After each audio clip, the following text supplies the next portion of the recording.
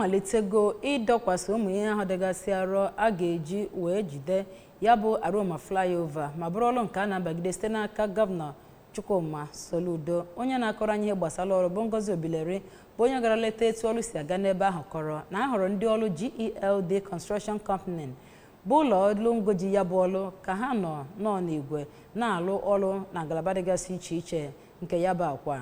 Gere akụkọ ya ka o si wee gaa.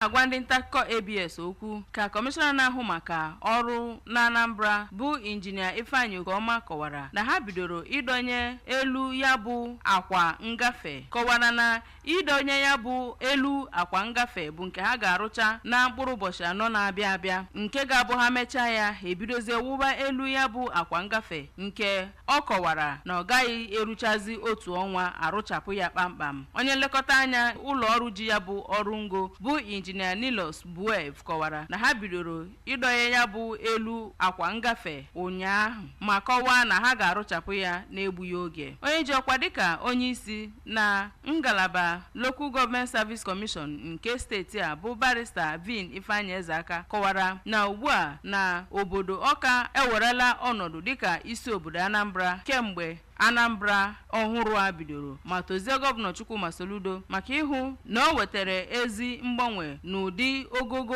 Ọka dị dịka isi obodo Anambra site na ịrụ ụzọ na ọtụtụ ihe ndị ọzọ gasị. Site n'Ọka, abụ m Ngozi Obileri.